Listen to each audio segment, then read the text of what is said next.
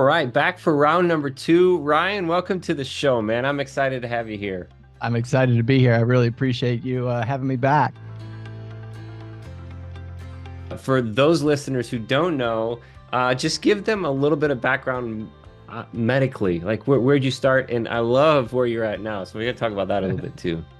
Yeah, so my medicine journey, man, it's been a long road. I started, where did I even start? So I went to undergrad in Austin, in Texas. So I grew up in a small town in East Texas, and then moved to Austin, to the big city. And man, I was sort of overwhelmed.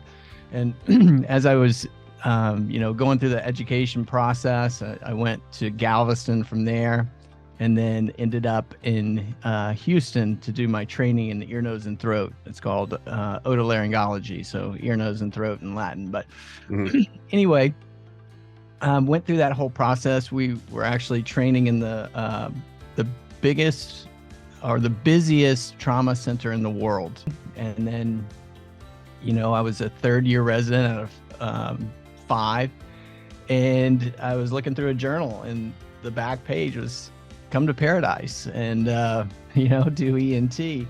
And so I kind of put it, folded it up, put it on the counter, and that was it. I knew that that's what I was going to do. I wanted sort of not the lifestyle that I had while I was training. And so, over the next couple of years, I started talking to my now partner and ended up in the U.S. Virgin Islands. I live on St. Thomas. Work here. I actually spend half of my time in St. Croix, so I'm constantly in the plane going back and forth. We have a practice over there. And so I've been here 13 years. It'll be 14 in July. And so this is our home. You've done some storage rental investing prior. Yes, absolutely. I'm involved. I think we're trying to add them up. It was 8, and then we sold one. So I believe it's 7 that I'm still involved with. And that's been since 2017. So we have taken, the lumps and stuff with our capital to be able to get that educational experience of going through these deals and really, figuring out what our buy box is and what principles we stand on and what facilities we're looking for.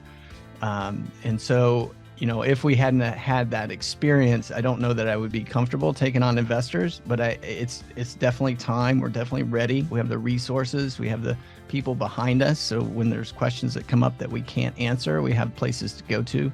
And so we are ready, and we are super excited. Tell us a little bit more about this blockchain thing that we had talked about last. I'm so excited to learn more about this. Yeah, so this is how a big part of why I took this venture is because I have this vision of using technology to make a illiquid asset liquid. And so as we've gone along, and we have to be very clear to the audience here what we're talking about. There's blockchain and then there's cryptocurrency. We are not in this conversation talking about cryptocurrency. We're talking about solely blockchain. And so what that gives us the ability to do is basically an Excel sheet that can't be hacked. So if you take something off of it, it's not like you just cut and paste it away. You can have the ability to tell that was tampered with, basically. And so there's all these sort of computer science terms, hash keys and all this stuff. But the basis of it all is to be able to have a trustless system, right? So everybody talks about trust in real estate and business and all these sort of ventures. What blockchain is really trying to do at its core is to create a way that you and I or me and somebody in Afghanistan, it doesn't matter where they are, can go through the business process, do commerce, and you don't have to trust each other. All you have to do is trust the platform. Because if you have a ledger that can't be changed without people knowing, then there is no trust that has to be there. So blockchain is filling the trust gap, just like the internet when we all got involved with it, right now I can do business with someone anywhere in the world. The internet, really its core was to decrease the distance gap, right? So with these technologies, I think you have to be very clear on what you're trying to address and what pain points for people you're trying to solve. And that in its core is really what it is. I've not gone through many syndication opportunities, but going through those syndication opportunities, one of the tie-ups is just like you said, it's an illiquid asset and you don't have control basically as a limited partner. Yep. And this is kind of giving you the idea of, okay, this is still an LLC, but it's more you're funding it as opposed to being a member of it. I mean, you're still purchasing these units, but somehow there's this separation that pulls you out of that, because in probably 99.9, I don't know, very high percentage of these operating agreements is there's this section that says, hey, you're out of luck because you don't get to pull your money out, you don't get to do anything with this, it's all up to us. Yep. So this kind of is that turning point. Wow, there's so much opportunity in that. Man, you go to some of these meetings where the REITs are there, these big companies, and I tell you what, man, it's all data driven, and it's all just mind blowing. You know, that I have heard people that will have a video camera outside the door, and they'll video the car that comes in, and they will video the type of watch the person or type of phone that the person has. And so you go into a different bracket by the time you get to the front door or the counter onto what your storage unit is going to cost. Oh, so my goodness. And there's no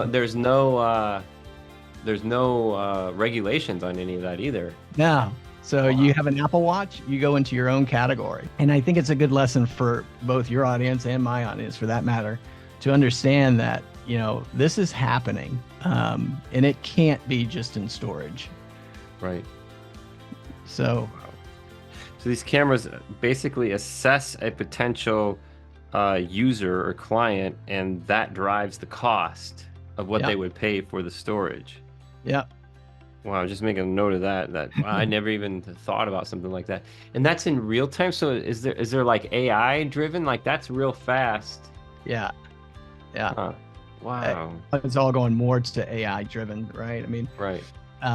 That's just completely changing the market. And we've had talks with people that are from the AI industry on how this is being implemented into storage, into commercial real estate, and it's unbelievable.